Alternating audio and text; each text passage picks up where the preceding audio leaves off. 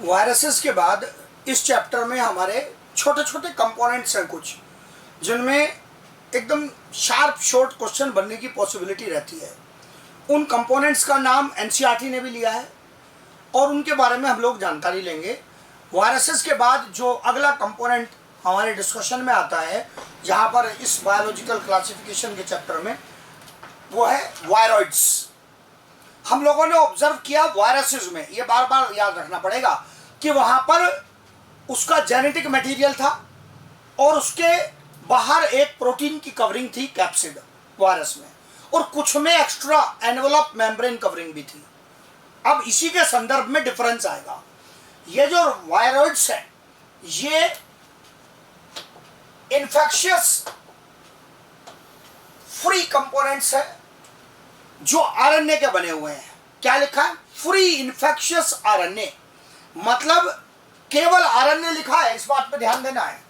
इसका मतलब कोई चॉइस वाला चक्कर नहीं है कि आरएनए होगा या डीएनए होगा, ऐसा कुछ नहीं है, खाली आरएनए है। और क्या इसके सराउंडिंग में प्रोटीन की कवरिंग है? ना, इसके सराउंडिंग में कोई प्रोटीन की कवरिंग नहीं है, नो प्रोटीन कवरिंग।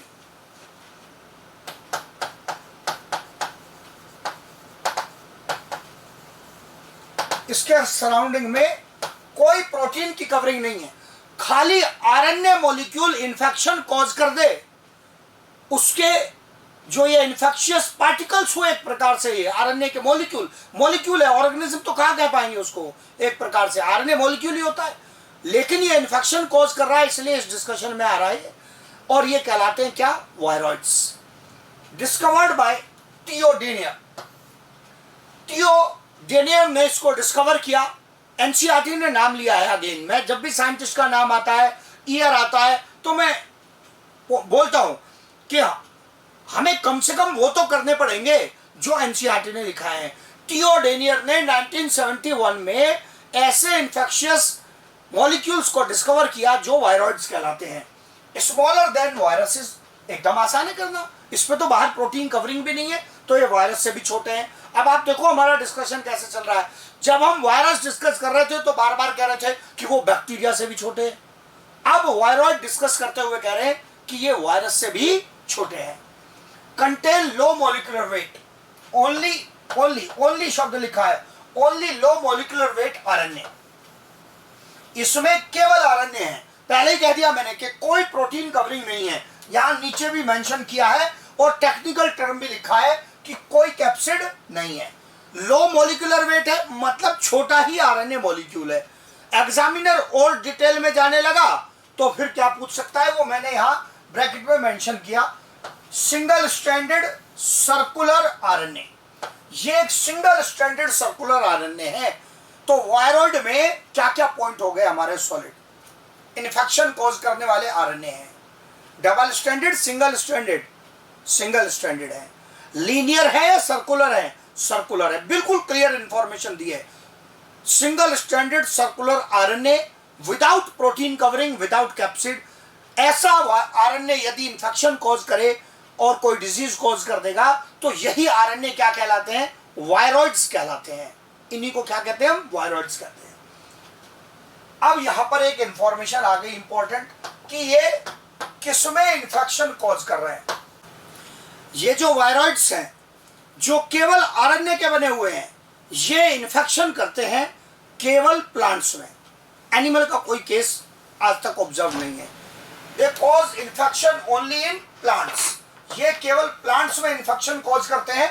और एक ही आपको मेन प्लांट डिजीज याद करनी है जो इधर कोने में मैंने लिखी है, that is potato spindle tuber disease. NCERT ने भी इसी का नाम लिया है, इससे बाहर क्वेश्चन नहीं जाता है। मतलब आप नोटिस करेंगे कि यहां पर इन वायरॉइड्स के बारे में केवल यही सीमित इंफॉर्मेशन है। एनसीईआरटी ने जो इंफॉर्मेशन दी है, हमने उसमें छोटी मोटी चीजें जोड़ी हैं। एनसीईआरटी भी कहता है कि ये केवल आरएनए के बने हुए हैं, हमने जोड़ दिया उसमें कि आरएनए कैसा है? सिंगल स्ट्रैंडेड है। और क्या जोड़ दिया? सर्कुलर है, इसमें कोई प्रोटीन नहीं है, कवरिंग नहीं है। क्या जोड़ दिया? मतलब कैप्सिड नहीं है। बाकी ये इंफॉर्मेशन एनसीईआरटी की है, थियोडेनियर 1971। और पोटैटो स्पिंडल ट्यूबर डिजीज एक नाम दिया एनसीईआरटी ने, यही याद करना है, इससे बाहर नहीं जाता है डिजीज में। हाँ, ये जो पॉइंट इधर लिखा है ओनली इन प्लांट करके, ये इन्फेक्शन केवल किसमें कॉज करते हैं? प्लांट्स में। ये वायरॉइड्स की इंफॉर्मेशन होगी, सीमित इंफॉर्मेशन है। अगेन आई से एरर नहीं आना चाहिए, बहुत सीमित इंफॉर्मेशन है, उसमें भी गलती हो गई तो फायदा कुछ नहीं। एक क्वेश्चन आने की पॉसिबिलिटी रहती है, वो भी गलत कर लिया तो कोई फायदा नहीं, इससे बाहर भी नहीं जाता है। फिर उसके बाद अगला डिस्कशन आ गया प्रियॉन्स के बारे में। बहुत बढ़िया लेवल का क्वेश्चन बन सकता है, अगेन सीमित इंफॉर्मेशन है बट गुड क्वेश्चन बनने की पॉसिबिलिटी रहती है प्रियॉन्स में। उल्टा केस चलेगा जी। प्रियॉन्स जो है ये केवल प्रोटीन है, इनमें कोई जेनेटिक मटेरियल नहीं है। Prions are formed only of proteins, ये केवल प्रोटीन्स के बने हुए हैं, इनके पास कोई जेनेटिक मटेरियल नहीं है। ये स्मॉलेस्ट प्रोटीनेशियस इन्फेक्टिंग एजेंट्स हैं, ये सबसे छोटे ऐसे इन्फेक्शन कॉजिंग एजेंट है जो केवल प्रोटीन के बने हुए हैं। अब कोई जेनेटिक मटेरियल नहीं है तो फिर ये इन्फेक्शन कैसे कॉज कर रहे हैं? इनकी अपनी क्या प्रॉपर्टी है, ऐसी क्या खास बात है इसमें कि इन्फेक्शन कॉज कर देते हैं? ये सब चीजों पर क्वेश्चन बनते हैं, ये पॉइंट बहुत इंपॉर्टेंट है। दीज आर एबनॉर्मल प्रोटीन्स, ये वास्तव में एबनॉर्मल प्रोटीन है। एबनॉर्मल प्रोटीन मतलब इनका स्ट्रक्चर और फंक्शन दोनों डिस्टर्ब हो गया है।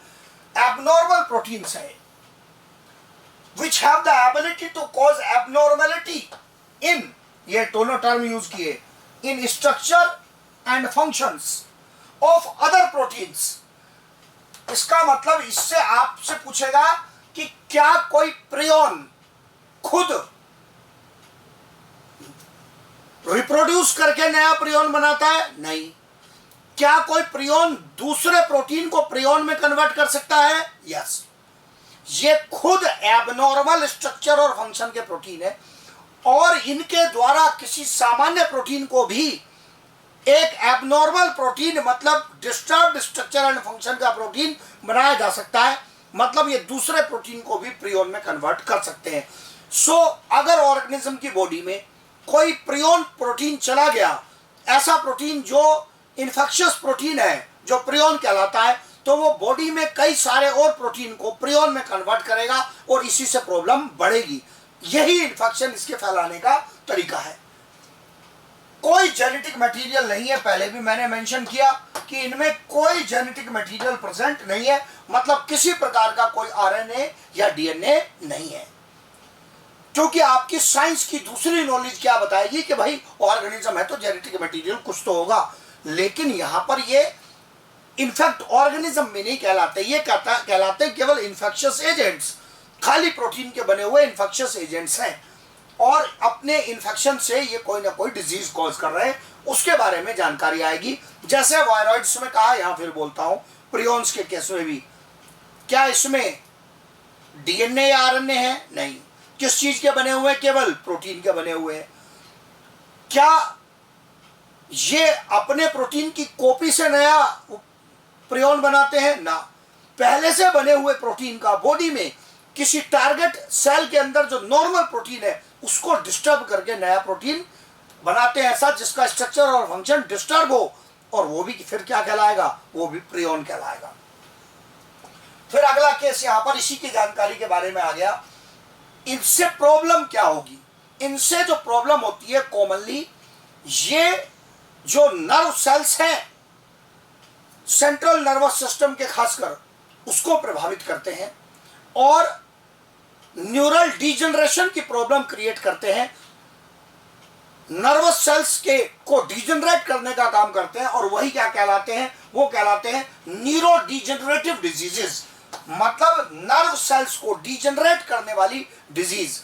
नर्व सेल्स नर्वस सिस्टम के सेल्स को डिजनरेट करने की डिजीज कॉज करते हैं, ह्यूमंस में भी और दूसरे कई एनिमल्स में भी।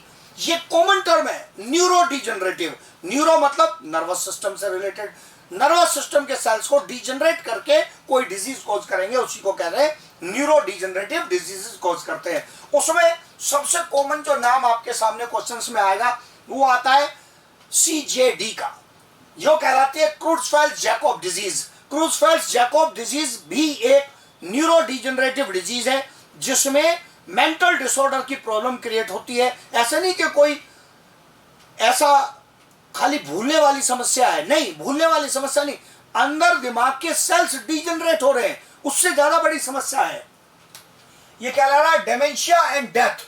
मतलब अंदर सेल्स का डिजनरेशन होगा। शुरू में तो कुछ सेल्स के डैमेज होने पर ऐसा ही लगेगा जैसे बस खाली कुछ भूलने की समस्या हुई है, लेकिन बाद में डिजनरेशन बढ़ता चला जाएगा और अल्टीमेटली ऑर्गेनिज्म की क्या हो जाएगी, इंडिविजुअल की क्या हो जाएगी, डेथ। इतना बड़ा प्रॉब्लम क्रिएट हो गया CJD में, क्रुट्ज़फेल्ड-जैकोब डिजीज कहलाती है। सबसे कॉमन ये क्वेश्चन है जो प्रियॉन्स के बारे में पूछा जाता है, जो एनिमल्स और ह्यूमंस दोनों में देखने के लिए मिलती है।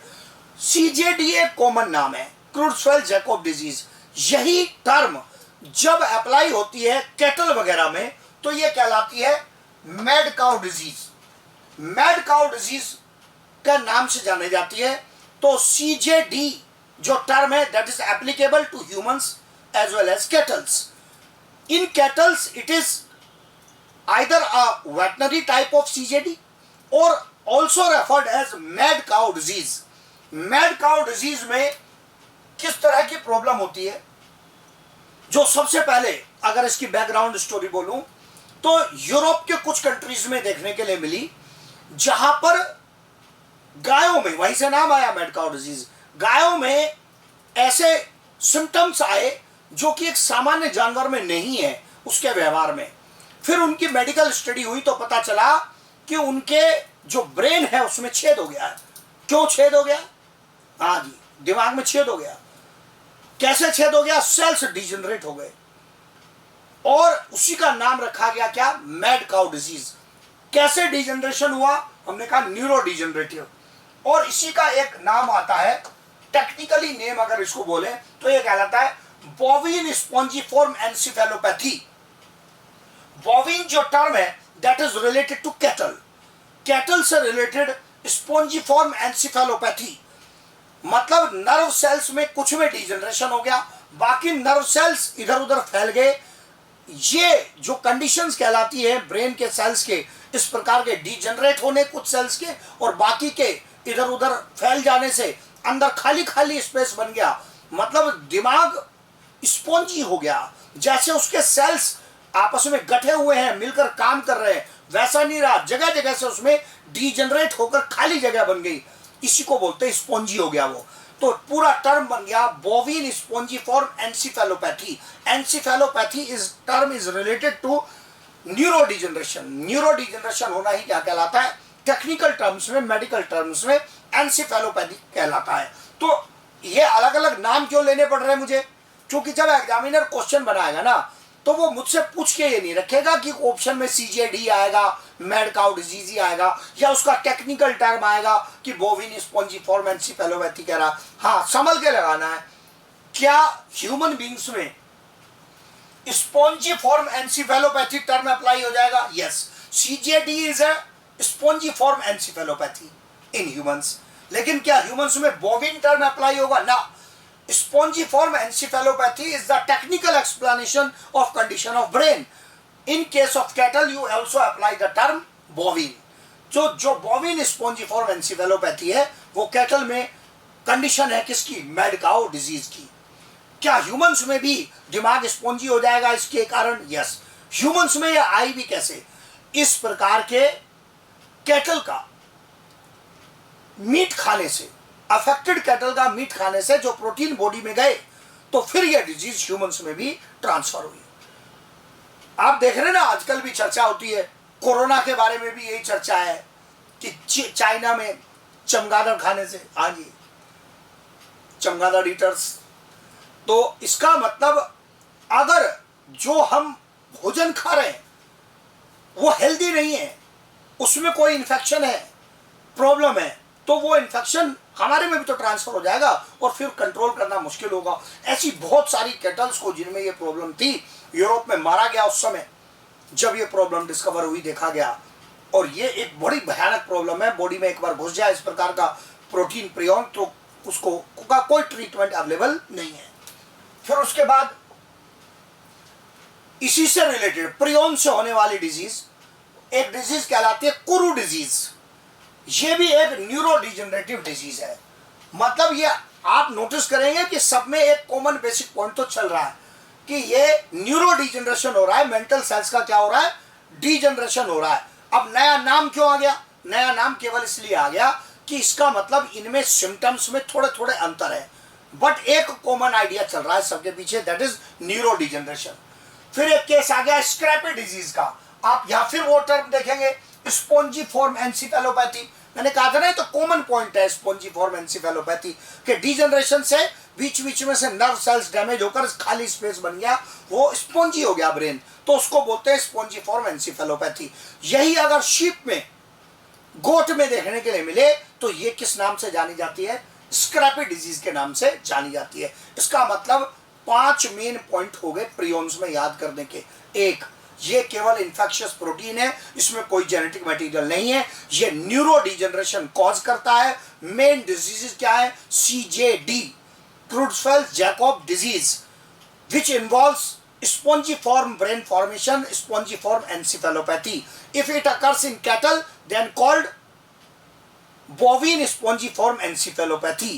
Then the last point on this slide, that is इसी से रिलेटेड आगे कुरु डिजीज भी इसी प्रकार की एक डिजीज है, और गोट शीप में स्पॉन्जिफॉर्म एंसेफेलोपैथी हो तो क्या कहलाती है? स्क्रैपी डिजीज के नाम से जानी जाती है। फिर उसके बाद अगला डिस्कशन आया लाइकेंस का। लाइकेंस बड़े इंटरेस्टिंग कंपोनेंट है। ये जो ऑर्गेनिज्म है ये वास्तव में एक कंपोजिशन है दो अलग अलग प्रकार के ऑर्गेनिजम्स की। Lichens are form due to symbiotic association between algae and fungi. मैंने पहले भी सिम्बायोटिक एसोसिएशन को एक्सप्लेन किया है। सिम्बायोटिक एसोसिएशन में दो अलग अलग प्रकार के ऑर्गेनिज्म एक साथ एसोसिएट हो जाते हैं, और ये एक ऐसा रिलेशनशिप है जिसमें दोनों का बेनिफिट है, म्यूचुअली बेनिफिशियल रिलेशन है symbiosis. Symbiotic association mutually beneficial है, और इस बेनिफिट को दिखाने के लिए मैंने पहले भी यूज किया, आज भी वही मेथड यूज करूंगा। क्योंकि दोनों स्पीशीज का बेनिफिट हो रहा है तो साइन देते हैं प्लस प्लस। ये आगे तक यूज होगा, 12 तक जाएगा, ये सब दोबारा काम आता है आपके। खूब अच्छे से याद करना इसको, ये लाइकेन पीछे नहीं छोड़ेंगे। बहुत छोटे से कंपोनेंट है लेकिन सवाल लगातार चलेंगे इन पर। तो म्यूचुअली बेनिफिशियल रिलेशन है, प्लस प्लस इंटरेक्शन है। जो दोनों स्पीशीज इन्वॉल्व होंगी दोनों को फायदा होगा। क्या फायदा होगा दिखेगा बोर्ड पर।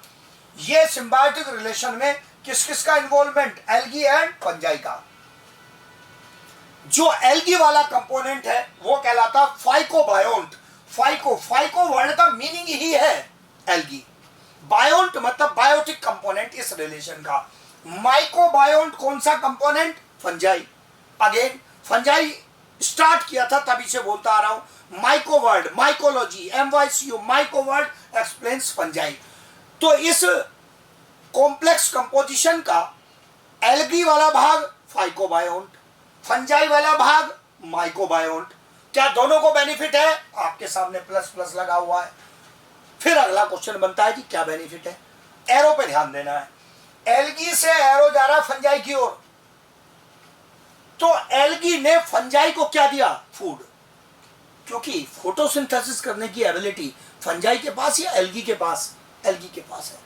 फोटोसिंथेसिस के द्वारा भोजन बनाया एल्गी ने और फंजाई को भोजन दिया। एनसीईआरटी कहता है इसमें कि फूड के साथ क्या लिख सकता है? कार्बोहाइड्रेट्स। तो फूड का मुख्य भाग क्या है? कार्बोहाइड्रेट्स है। बिल्कुल है जी। पौधा भी फोटोसिंथेसिस कर रहा है तो क्या बना रहा है? मेनली ग्लूकोज बनाया, उससे स्टार्च बन के स्टोर हो गया। ये सब क्या है? ये कार्बोहाइड्रेट्स है। फूड लिख के दे दे, कार्बोहाइड्रेट्स लिख के दे दे, एक ही मतलब है। यहां पर ये ट्रांसफर होता है एल्गी से प्राप्त करती है कौन? फंजाई।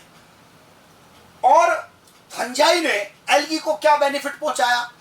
फंजाई के जो हाइफा है ना वो सॉइल में फैल जाते हैं। नीचे फंजाई होती है इंटरेक्शन में और ऊपर एसोसिएशन में एल्गी होती है। लाइट मिली फोटोसिंथेसिस की, लेकिन मिट्टी में से मिनरल्स, वाटर एब्जॉर्ब करने की जिम्मेदारी किसकी है? फंजाई की। तो फंजाई ने अपने लिए तो मिनरल वाटर एब्जॉर्ब किए ही, और वो एब्जॉर्ब करके किसको सप्लाई किए? एल्गी को। तो मिनरल देना, वाटर देना। फिर एनसीईआरटी एक्स्ट्रा पॉइंट लिखता है शेल्टर का, वो भी मैंने यहां रखा है, छोड़ा नहीं है उसको भी। शेल्टर क्यों कहता है एनसीईआरटी शेल्टर का पॉइंट? इसलिए बोलता है क्योंकि जब ये ग्रो करते हैं तो मिट्टी के सरफेस पर जहां इनकी ग्रोथ हो रही है, नीचे कौन? फंजाई, उसके ऊपर फैलाव किसका? एल्गी का। क्योंकि एल्गी का फैलाव फंजाई के ऊपर है, तो इसलिए यहां पर शेल्टर टर्म भी एनसीईआरटी ने लिया है, क्योंकि उसको सरफेस दे रहा है ग्रो करने के लिए। जो जो पॉइंट यहां पर आपके सामने आपको नजर आ रहे हैं, ध्यान से जरा देख लेना इनको, फिर अपन ये सब बहुत नेसेसरी, मैंने कहा आगे तक काम आएंगे जी, 12th तक ये पॉइंट पीछा नहीं छोड़ेंगे। बहुत सिंपल साधारण पॉइंट है, लगातार क्वेश्चन आते हैं इन पर। फाइकोबायोन्ट माइकोबायोन्ट दोनों को बेनिफिट है, इसने उसको फूड दिया, फंजाई ने इसको एल्गी को वापस क्या प्रोवाइड किया? मिनरल, वाटर और शेल्टर भी प्रोवाइड किया। फिर इसके बाद पॉइंट आया कि दोनों आपस में मिलकर काम कर रहे हैं, लेकिन क्या इन दोनों में से किसी का इस कॉम्प्लेक्स एसोसिएशन पर, आपस में जुड़ी हुई एसोसिएशन में किसी का डोमिनेंस है? यस, और वो है फंगल कंपोनेंट। फंगल कंपोनेंट का डोमिनेंस है इसमें। एल्गी से भोजन बनवा के अपने लिए वो यूज करता है, एल्गी को उसमें ग्रोथ लिमिटेड है, फंजाई का जो डोमिनेंस है वो ज्यादा है, इसलिए उसमें जो एल्गी है वो सबऑर्डिनेट पार्टनर के रूप में काम कर रहा है, और सबऑर्डिनेट पार्टनर के रूप में काम कर रहा है, तो ये रिलेशनशिप हेलोटिज्म भी कहलाता है। हाँ, यहां टेक्निकल पॉइंट आएगा, आपके दिमाग में सवाल आएंगे, मैं एक्सप्लेन करूंगा। क्या ये रिलेशनशिप प्लस प्लस है? यस। क्या ये रिलेशनशिप सिम्बायोसिस कहलाता है? बिल्कुल, सिम्बायोटिक एसोसिएशन है।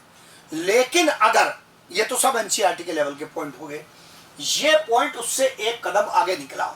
ये पॉइंट समझाता है कि प्लस प्लस तो है, दोनों को बेनिफिट है, इस बात में कोई मनाही नहीं है, लेकिन बेनिफिट फंजाई को ज्यादा है और एल्गी को कम है।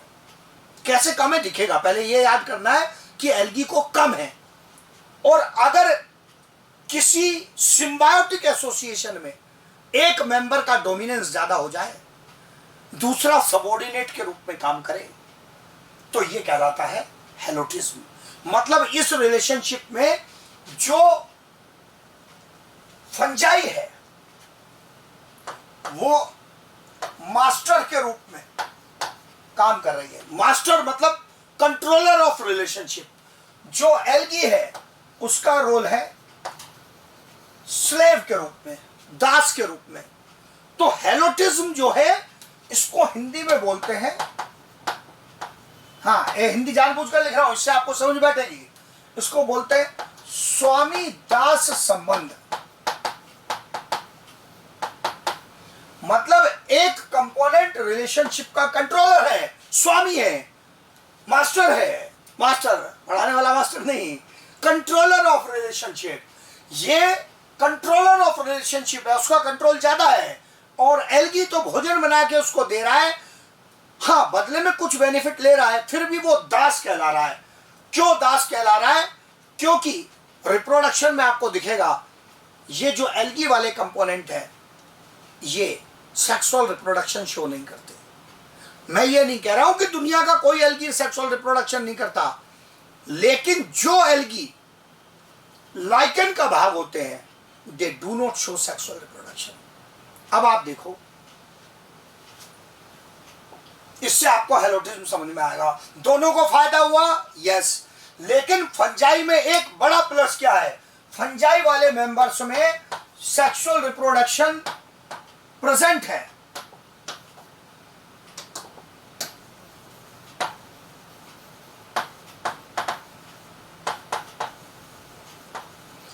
लेकिन जो एल्गी वाले कंपोनेंट है उनमें एब्सेंट है।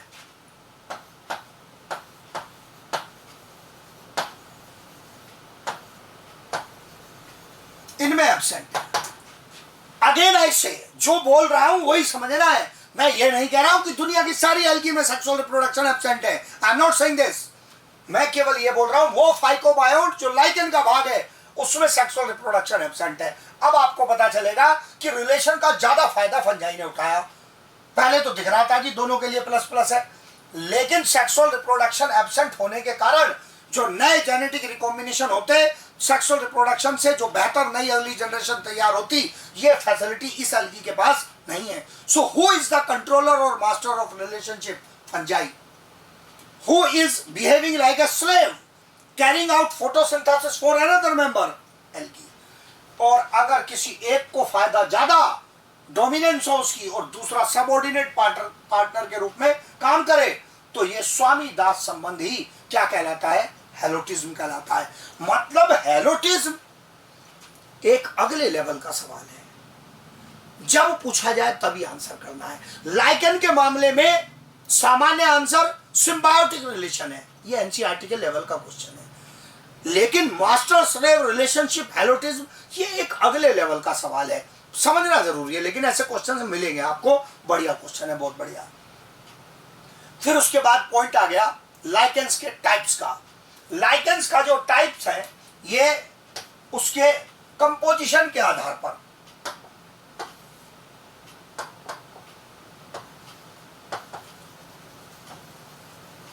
कंपोजिशन के आधार पर लाइकेंस के जो टाइप्स हैं, उसमें पहली कैटेगरी आ गई एस्को लाइकेन। मेरे नाम लेते ही, दिखते ही आप खुद ही समझ जाएंगे एस्को वर्ड कहां से आया? एस्कोमाइसिटीज से। लाइकेन में अगर फंजाई वाले मेंबर एस्कोमाइसिटीज के हैं तो ये क्या कहलाएगा? एस्कोलाइकेन कहलाएगा। ये एकदम आसान है। फिर इसमें एल्गी वाले मेंबर कौन से हैं? या तो वो ग्रीन एल्गी है या ब्लू ग्रीन एल्गी है। हाँ, एल्गी अभी आपने बहुत डिटेल में नहीं पढ़ा है, कोई बात नहीं है, पर थोड़ा बेसिक आइडिया है आपके पास कि अलग अलग प्रकार के एल्गी हैं। बीजीए पढ़ लिया आपने, ब्लू ग्रीन एल्गी साइनोबैक्टीरिया। या तो ब्लू ग्रीन एल्गी एस्कोमाइसिटीज के साथ एसोसिएटेड है या ग्रीन एल्गी एस्कोमाइसिटीज के साथ एसोसिएटेड है। और यही एसोसिएशन किस प्रकार का लाइकेन बनाता है? एस्को लाइकेन का फॉर्मेशन करता है। एकदम इजी। फिर उसके बाद पॉइंट आता है बेसिडियो लाइकेन का। बेसिडियो फिर एकदम आसान। इसमें फंगल वाले कंपोनेंट कौन से हैं? बेसिडियोमाइसिटीज है। और एल्गी वाले कंपोनेंट केवल क्या लिखा है? बीजीए। केवल क्या लिखा है? बीजीए है। एकदम बहुत आसान है याद करना। यही बीजीए मैंने कहा क्या है? साइनोबैक्टीरिया है।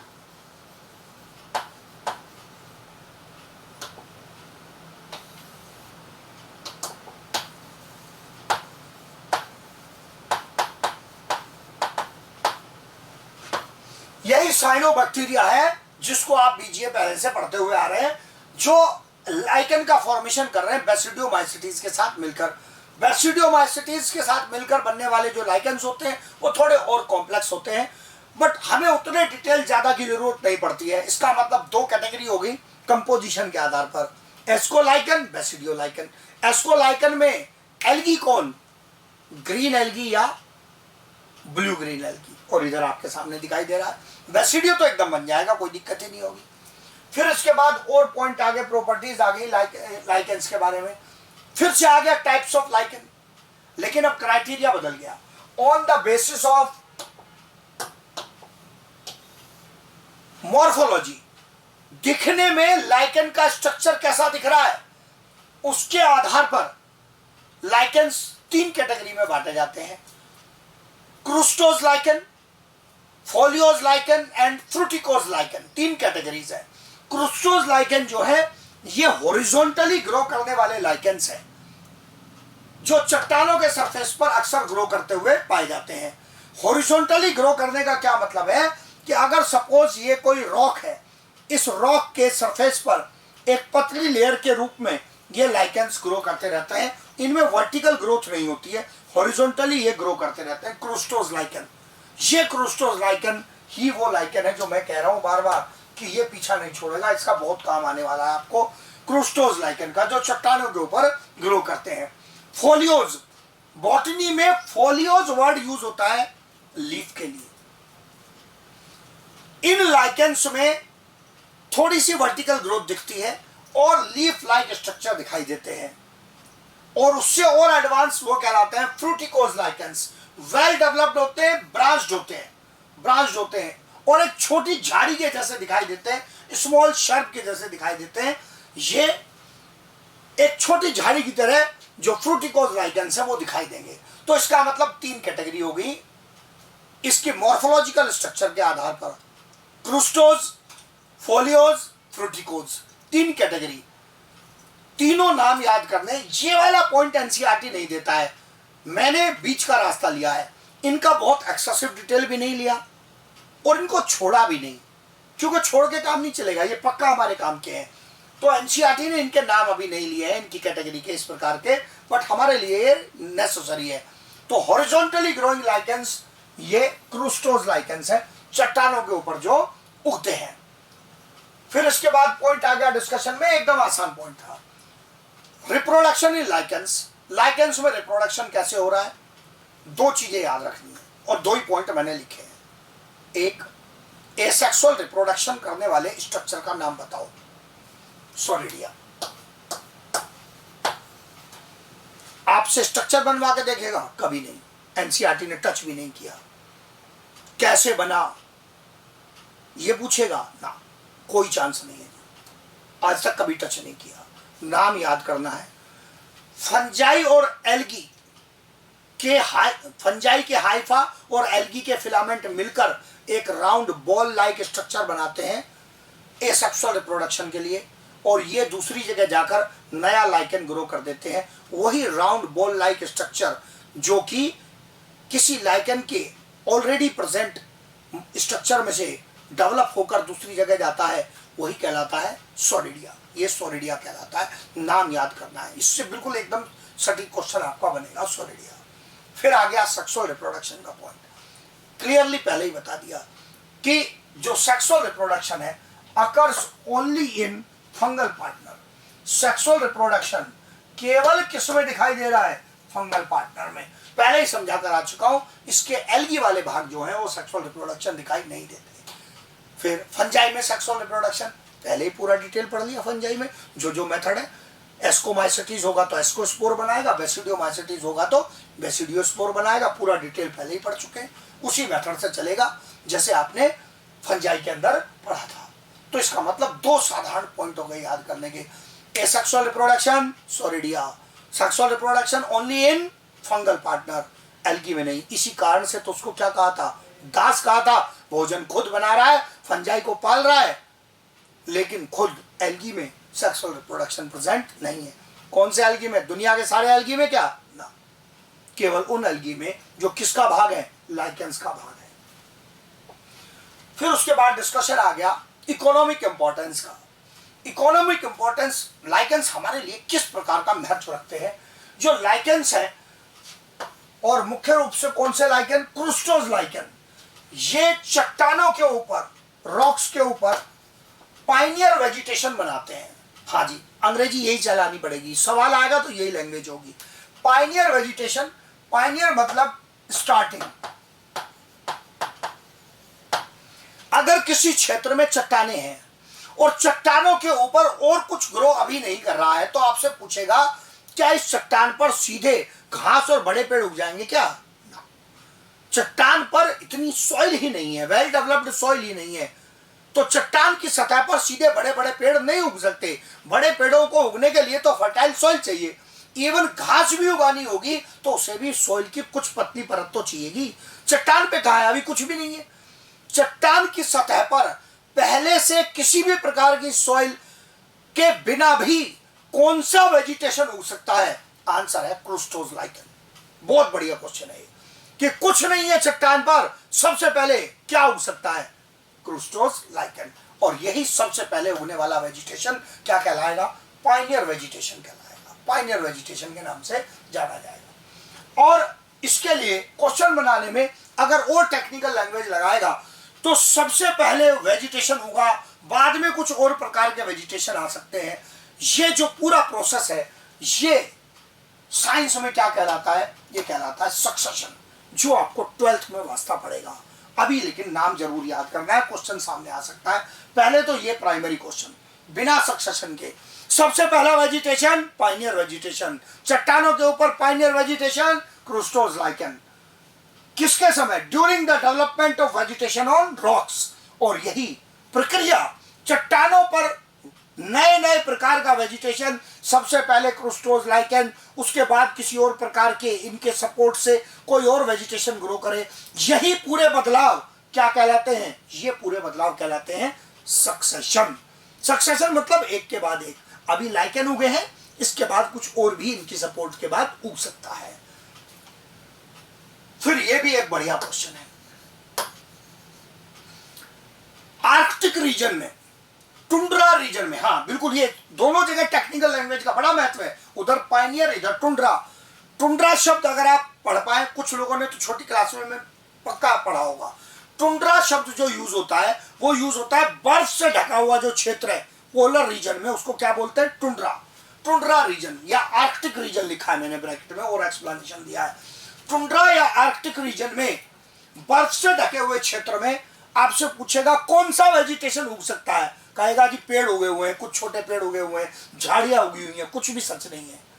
वहां पर उगते हैं उस बर्फ के ऊपर कुछ स्पेशल लाइकेंस, ऐसे लाइकेन जो उतने कम टेम्परेचर में भी उगने की क्षमता रखते हैं। अलग से क्वेश्चन मिलेंगे आपको, ऐसे बुद्धू बनाने के लिए लिख देगा -20 डिग्री में उगने वाले वेजिटेशन का नाम बताओ, आंसर देगा लाइकेंस। हर एक लाइकेन नहीं है, फिर भी है तो वो लाइकेन ही ना। तो कुछ लाइकेन ऐसे हैं जो उस बर्फ के क्षेत्र में भी उगने की क्षमता रखते हैं, और ये उस क्षेत्र में पाए जाने वाले एनिमल्स लाइक रेंडियर, जो आपने अगेन छोटी क्लास में रेंडियर जैसे सेंटा क्लॉज की जो गाड़ी होती है, स्लेज होती है, उसको खींचने वाले जो आपको कुत्ते जैसे दिखाई देते हैं, कुत्ते नहीं होते वो कहलाते हैं क्या? रेंडियर। उन रेंडियर जो एनिमल्स हैं वो क्या खा रहे हैं उस बर्फीले क्षेत्र में? They are eating these lichens. फिर उसके बाद पॉइंट आगे कि केमिस्ट्री में आप एक टर्म यूज करते हैं लिटमस टेस्ट। लिटमस टेस्ट जो होता है वो एसिड बेस टेस्टिंग होती है, मतलब एसिड बेस इंडिकेटर के रूप में एक डाई उपयोग होती है लिटमस पेपर के माध्यम से, जिसको डाई के रूप में यूज करते हैं पेपर में एसोसिएट करके। ये डाई भी जो हमें लिटमस टेस्ट में यूज होती है, ये कहां से ऑब्टेन होती है? ये ऑब्टेन होती है एक लाइकेन से जो कहलाता है क्या? रोशेला टिंक्टोरिया। रोशेला टिंक्टोरिया नाम के एक लाइकेन से ये डाई ऑब्टेन होती है। ये बढ़िया इकोनॉमिकल क्वेश्चन हो गया। फिर ये एनसीईआरटी का point, indicators of pollution. Lichens pollution के इंडिकेटर है। कैसे इंडिकेटर है? जिस क्षेत्र में पोल्यूशन होगा ज्यादा, उन क्षेत्र की चट्टानों पर लाइकेन नहीं उगेंगे। इंडिकेटर है दे डू नॉट ग्रो। ये बात जानना बहुत जरूरी है। इंडिकेटर का मतलब in polluted area where sulphur pollution is present. इनका जो स्ट्रक्चर होता है उसको ये सल्फर ऑक्साइड डैमेज करता है।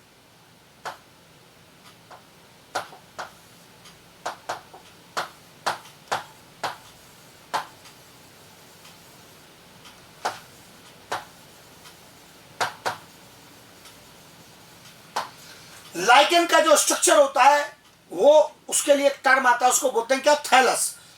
अगर कोई वेल डेवलप्ड प्लांट के जैसा स्ट्रक्चर नहीं है, ऐसे ही कोई हॉरिजॉन्टल फैलाव वाला स्ट्रक्चर है या बहुत कम वर्टिकल ग्रोथ है जिसमें आपको well defined root stem leaves ना मिले, that kind of structure is called thallus. तो इसके थैलस को डैमेज करता है ये सल्फर ऑक्साइड। इस कारण से उस क्षेत्र में जहां पर सल्फर ऑक्साइड का पोल्यूशन होगा वहां लाइकेन ग्रो नहीं करेंगे। कोई बढ़िया एग्जामिनर होगा तो यहां एक्स्ट्रा वर्ड जोड़ देगा, वो इंडिकेटर में जोड़ देगा। दो ऑप्शन देगा आपको, एक ऑप्शन देगा पॉजिटिव इंडिकेटर, एक देगा नेगेटिव इंडिकेटर। तो अब आप अपनी समझ लगाओ, लाइकेंस आर पॉजिटिव इंडिकेटर और नेगेटिव इंडिकेटर क्षेत्र से गायब हुए हैं। तो लाइकेन जो है ये पोल्यूशन के नेगेटिव इंडिकेटर है, ना कि पॉजिटिव। पॉजिटिव इंडिकेटर वो होगा जो प्रेजेंट रहे इंडिकेट करने के लिए। नेगेटिव इंडिकेटर वो होगा जिसकी एब्सेंस इंडिकेशन मानी जाए कि एरिया में सल्फर ऑक्साइड पोल्यूशन है। So lichens are negative indicators of sulphur oxide pollution. NCERT के ही पॉइंट का एक्सप्लेनेशन आ गया। फिर उसके बाद डिस्कशन आता है यहां पर हमारा अगला हिस्सा माइकोराइजा का। माइकोराइजा अगेन सिम्बायोटिक एसोसिएशन है, लेकिन किस किस के बीच में ये बदल जाएगा। अब माइकोराइजा सिम्बायोटिक एसोसिएशन है ट्रीज की रूट्स के बीच में, और माइकोराइजल फंजाई के बीच में। हर एक फंजाई नहीं है, कुछ स्पेशल फंजाई हैं जो कि ट्रीज की रूट्स के साथ एसोसिएट होती है। ये लिखा है symbiotic association between roots of higher plants and fungi. कुछ फंजाई और हायर प्लांट्स की रूट्स जो मिट्टी में ग्रो कर रही हैं, उनके बीच में एसोसिएशन को क्या बोलते हैं? माइकोराइजा बोलते हैं। This association is called mycorrhiza. और इस एसोसिएशन के दो कंपोनेंट, पहले ही जैसा मेरा तरीका, ये बुकिश तरीका नहीं है, ये मेरा एग्जांपल को समझाने का मेथड है। दो हिस्सों में डिवाइड किया, दोनों का रोल लिखा। एरो पे फिर से वही तरीका, एरो पे ध्यान देना है। ट्री ने माइकोराइजल फंजाई को क्या प्रोवाइड किया? Food and shelter. फोटोसिंथेसिस कौन कर रहा है? ट्री कर रहा है। भोजन तैयार करने की एबिलिटी किसकी है? ट्री की है। फूड देगा फंजाई को, फंजाई तो फोटोसिंथेसिस नहीं करता। शेल्टर वर्ड क्यों आया?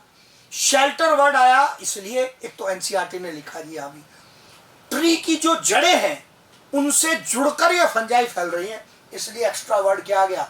शेल्टर आ गया। अब ये इसने फंजाई को फूड एंड शेल्टर दे दिया। बदले में फंजाई ने ट्री को क्या दिया? बदले में फंजाई ने ट्री को क्या प्रोवाइड किए? मिनरल्स प्रोवाइड किए। ये जो फंजाई है ये सॉइल के अंदर फैल जाती हैं और इनके जो हाइफा हैं, याद करो हाइफा फिलामेंट की तरह, वो मिट्टी में छोटे छोटे पोर्स में फैल जाते हैं, रूट हेयर्स की तरह फैल जाते हैं माइकोराइजल फंजाई के हाइफा, और वहां से लार्ज अमाउंट में मिनरल्स एब्जॉर्ब करके लाते हैं। किसको प्रोवाइड करा रहे हैं? ट्री को। साथ में वाटर एब्जॉर्ब करके भी ट्री को प्रोवाइड कराते हैं।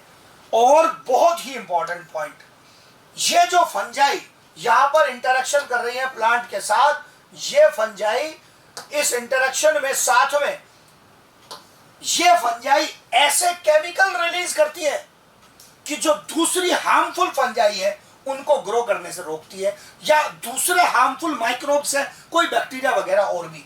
प्रोटेक्शन फ्रॉम अदर माइक्रोब्स, मतलब जड़ें जब मिट्टी में ग्रो कर रही हैं तो जड़ों में इंफेक्शन करने वाले, नुकसान पहुंचाने वाले भी मिट्टी में कई माइक्रोब्स पाए जाते हैं, पर ये माइकोराइजल फंजाई ऐसे केमिकल रिलीज करती हैं जिससे कि ये उन एडवर्स इफेक्ट वाले माइक्रोब्स को यहां ग्रो करने से, इंफेक्शन कोज करने से रोकती है। So multiple benefits of this interaction. बहुत ही इंपॉर्टेंट है ये प्लांट के लिए, प्लांट की ग्रोथ के लिए, सर्वाइवल के लिए। हाँ, अगेन जैसे मैं कहता हूं, कई बार कोई होशियार एग्जामिनर होगा तो ये मिनरल वाले पॉइंट पर एक क्वेश्चन और पूछेगा आपसे। ऐसे तो जनरल सब मिनरल एब्जॉर्ब करा के जो जो मिले वो उपलब्ध कराए। यहां पर सबसे जो इंपॉर्टेंट है वो है फॉस्फोरस। मतलब ऐसा क्वेश्चन बना दे that mycorrhizal fungi help in mineral absorption, which mineral is most important regarding the requirement of plants coming through the help of mycorrhizal fungi। मतलब वो मिनरल बताओ जो माइकोराइजल फंजाई से पौधे को मिला और इस संबंध में ये पौधे की सबसे ज्यादा हेल्प करता है। कौन सा मिनरल है वो? आंसर है फॉस्फोरस। क्यों है ये क्वेश्चन इंपॉर्टेंट? सॉइल में अक्सर टेरेस्ट्रियल एनवायरनमेंट में, फॉरेस्ट में फॉस्फोरस की कमी बनी रहती है। इसका डिस्ट्रीब्यूशन बहुत पुअर है। फॉस्फेट की चट्टानें बहुत कम क्षेत्रों में पाई जाती हैं, और जिसकी कमी होगी वो मटेरियल उपलब्ध कराना अधिक महत्वपूर्ण माना जाएगा। इसका मतलब यह हुआ कि माइकोराइजा के द्वारा अन्य मिनरल भी दिए गए, यस, सॉइल से लाकर दिए गए। किसको, कौन सा मिनरल प्लांट को अवेलेबल कराना सबसे महत्वपूर्ण माना गया? फॉस्फोरस, क्योंकि अक्सर इसकी कमी बनी रहती है, ये कारण है। फिर इसके बाद अगला केस आ गया यहां पर, इसके बारे में detail. Types of mycorrhiza. Mycorrhiza के टाइप एकदम आसान। एक्टोमाइकोराइजा, एक्टो नाम से क्लियर है। एक्सटर्नल मतलब प्लांट की जो रूट्स मिट्टी में फैली हैं, केवल उनकी सतह पर फंजाई जुड़े हुए हैं, रूट के अंदर पेनिट्रेट किए हुए नहीं है। मतलब जो रिलेशनशिप है वो वीक है। और क्या इससे भी हेल्प हो जाएगी? हाँ, कुछ हेल्प तो होगी ना एक्टोमाइकोराइजा से भी, क्योंकि सरफेस पर भी जुड़े हुए तब भी वाटर मिनरल ट्रांसपोर्ट में कुछ हेल्प मिलेगी। Surface of root covered by fungal hypha. Root की सतह पर फंगल हाइफा कवर्ड रहते हैं, पूरे पर लिपटे हुए रहते हैं और उसकी हेल्प करते हैं प्लांट की न्यूट्रिशन प्रोवाइड करने में, मिनरल्स प्रोवाइड करने में, वाटर प्रोवाइड करने में, और बदले में सरफेस से ही क्या ले रहे हैं, थोड़े थोड़े अमाउंट में वापस भोजन भी ले रहे हैं। पर निश्चित सी बात है दोनों की हेल्प होगी तो इसमें, पर कम होगी। फंजाई को भी भोजन बहुत कम मिल पाएगा और फंजाई जो वापस प्लांट को बेनिफिट दे रहा है वो भी बहुत कम ही दे पाएगा, उतना अच्छा बेनिफिट नहीं होगा। कहां कहां पर ये 3 एग्जाम्पल दिए। पाइनस जो कि एक कॉनिफरस ट्री है, उसकी जड़ों में एक्टोमाइकोराइजा पाए जाते हैं। ओक में, यूकेलिप्टस में इनकी जड़ों में पाए जाते हैं।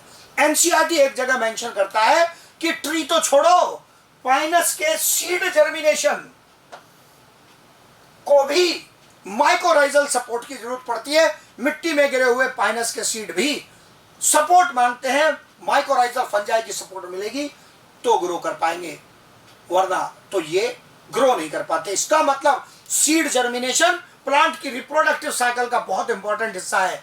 तो पाइनस में सीड जर्मिनेशन रिप्रोडक्शन साइकिल का इंपॉर्टेंट हिस्सा भी किसके ऊपर डिपेंडेंट हो गया, माइकोराइजा के ऊपर डिपेंडेंट हो गया। फिर इसके बाद अगला केस आता है एंडोमाइकोराइजा का। एंडोमाइकोराइजा नाम से पता चलेगा एंडोमाइकोराइजा के बारे में। जो एंडोमाइकोराइजा है वो यहां पर हम देखेंगे सम फंगल हाइफा एंटर, अंदर एंटर कर गए, कुछ फंगल हाइफा अंदर एंटर कर गए। कहां पर एंटर कर गए, सेल के अंदर, intracellularly in the cortex cells of roots and form unbranched knob like structure called vesicle और ब्रांच्ड स्ट्रक्चर कॉल्ड एर्बस्क्यूल। क्या स्ट्रक्चर है, एर्बस्क्यूल स्ट्रक्चर है। ब्रांच स्ट्रक्चर बना लिया है क्या, एर्बस्क्यूल। अब ये जो टर्म है ये बहुत इंपॉर्टेंट है, ये सब मिलकर इसको पहचानना यहां बहुत इंपॉर्टेंट टर्म बनेगा। ये वेसिकल और एर्बस्क्यूल, इसको मिलकर एंडोमाइकोराइजा में एक टर्म बनता है, वो कहलाता है वैम।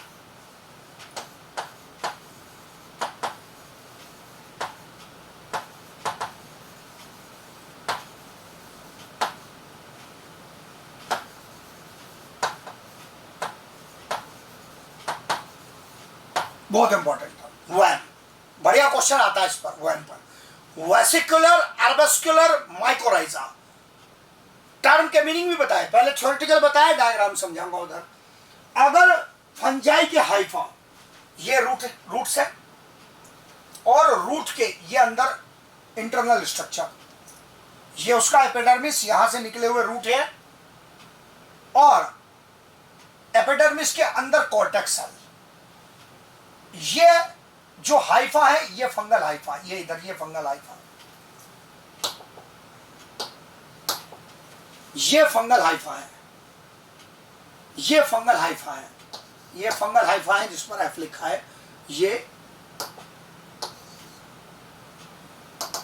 फंगल हाइफा है, ये रूट है, रूट के रूट हेयर दिखाई दे रहे हैं। अब यहां पर आप देखो कि ये फंगल हाइफा रूट के अंदर एंटर हुए, हेयर के अंदर से जाते हुए देख रहे हैं, अंदर जाकर ये अपना फैलाव लेंगे।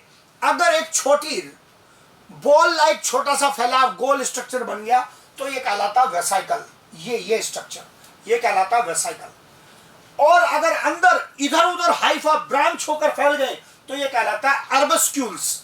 वहां भी डायग्राम में भी लिखा है, इधर भी मैंने मेंशन किया है। तो अगर फंगल हाइफा रूट के सेल्स के कॉर्टेक्स वाले हिस्से में जाकर ब्रांच होकर इधर उधर फैल जाए, दे आर कॉल्ड एर्बस्क्यूल्स। और अगर एक लार्ज फैलाव का स्ट्रक्चर बन जाए हाइफा का सेल के अंदर जाकर, प्लांट के सेल के अंदर जाकर, तो क्या कहलाता है, वेसिकल कहलाता है। और टोटल कॉम्बिनेशन मिलकर क्या नाम बनता है, ये कहलाता है वैम, वेसिकुलर एर्बस्कुलर माइकोराइजा। तो वेसिकुलर एर्बस्कुलर माइकोराइजा क्या एक्टो पर अप्लाई हो जाएगा ना, ये तो अंदर एंटर करेगा तब तो अप्लाई होगा। तो वैम शब्द जो है VAM, vesicular arbuscular mycorrhiza, is related to endomycorrhiza, ये एंडोमाइकोराइजा से रिलेटेड है। अब एंडोमाइकोराइजा में देखो ये बहुत बढ़िया डायग्राम से यहां पर एक्सप्लेन किया है और वैम बहुत ही इंपॉर्टेंट टर्म है, ये इस पर क्वेश्चन आने की अगेन पॉसिबिलिटी बहुत बढ़िया, गुड क्वालिटी क्वेश्चन डायग्राम से एक्सप्लेन किया है। दोनों टर्म याद रहनी चाहिए, वेसिकल्स एंड एर्बस्क्यूल्स। हाइफा ने बनाए हैं, प्लांट के सेल ने बनाए या फंजाई ने? फंजाई ने। अगर सिंगल नोब लाइक स्ट्रक्चर आगे फैलकर बना दिया तो वेसिकल, ब्रांच होकर सेल के अंदर फैल गया हाइफा तो एर्बस्क्यूल्स मल्टीपल, और एक स्ट्रक्चर का नाम एर्बस्क्यूल। ये स्ट्रक्चर बनेंगे, वैम पूरा टर्म कहलाएगा। अब पॉइंट आया कंपैरिजन का कि दुनिया में एक्टोमाइकोराइजा प्लांट्स में ज्यादा है या एंडो। जो एक्टोमाइकोराइजा है ये केवल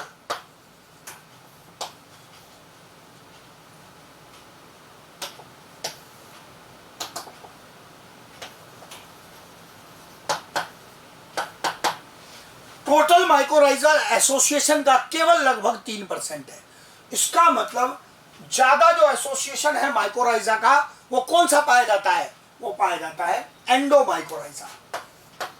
ये मेजर फॉर्म ऑफ माइकोराइजा, ये माइकोराइजा का मेजर फॉर्म है। अगर और बढ़िया एग्जामिनर हुआ तो आपसे उस फंजाई का नाम पूछ सकता है जो एंडोमाइकोराइजा बनाए। एक ही एग्जांपल है जिससे जब भी क्वेश्चन आया है और क्वेश्चन बनेगा सटीक। एंडोमाइकोराइजा वाले बनाने वाले जो फंजाई हैं उसमें एग्जांपल याद रखना है आपको, ग्लोमस। ग्लोमस एक ऐसा जीनस है फंजाई का जो एंडोमाइकोराइजा एसोसिएशन बनाता है कई प्रकार के ट्रीज के साथ एसोसिएट होकर। तो इसका मतलब इस स्लाइड से हमारे क्या क्या पॉइंट आ गए? एंडोमाइकोराइजा रूट के सेल्स के अंदर एंटर करेगा, अंदर जाकर एक राउंड नोब लाइक स्ट्रक्चर बनाया वेसिकल, ब्रांच होकर इधर उधर फैल गया सेल के अंदर, सब रूट प्लांट सेल के अंदर क्या एर्बस्क्यूल, कंबाइंड मिलाकर टर्म वैम, वेसिकुलर एर्बस्कुलर माइकोराइजा। ऐसे फंजाई का नाम बताओ जो वैम बनाता हो, एंडोमाइकोराइजा बनाता हो, ग्लोमस। दुनिया में जो माइकोराइजल एसोसिएशन ट्रीज के साथ पाए जाते हैं उनमें एक्टो ज्यादा, एंडो ज्यादा? एंडो ज्यादा। ये केस आ गया आपका डिस्कशन का। यहां पर पूरा केस, पूरा बढ़िया डिटेल दिया है माइकोराइजा के बारे में। फिर यहां पर पॉइंट आ गया अब जो आपको और यहां पर पहचानना है, जो यहां पर मैं एक नोट में मेंशन करूंगा, जो मैंने पहले बोला भी है लेकिन वो एक संदर्भ में बोला है। अब इन चीजों को जोड़ूंगा। क्या वायरस पर 5 किंगडम क्लासिफिकेशन लागू होता है? ना। वायरॉइड पर ना, प्रियॉन्स पर ना, लाइकेंस पर ना, और माइकोराइजा। मतलब ये जो पांचों चीजें मैंने आज डिस्कस करी हैं, इन पांचों पर 5 किंगडम क्लासिफिकेशन लागू नहीं होता। तो इसका मतलब viruses,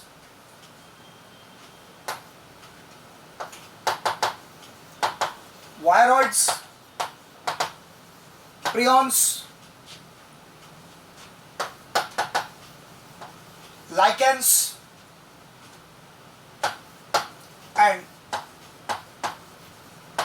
mycorrhiza do not follow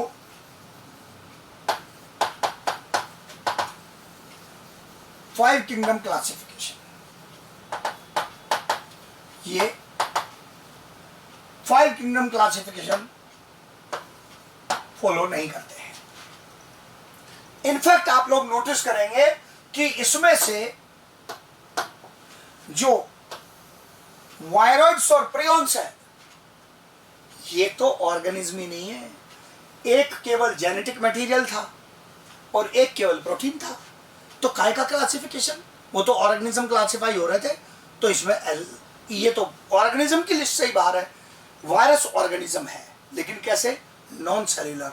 lichen और माइकोराइजा अलग अलग ऑर्गेनिज्म का कॉम्बिनेशन है। तो आप किसी एक तरीके से कैसे क्लासिफाई कर दोगे? इसलिए इन पर ये 5 किंगडम क्लासिफिकेशन वाले पॉइंट लागू नहीं होते।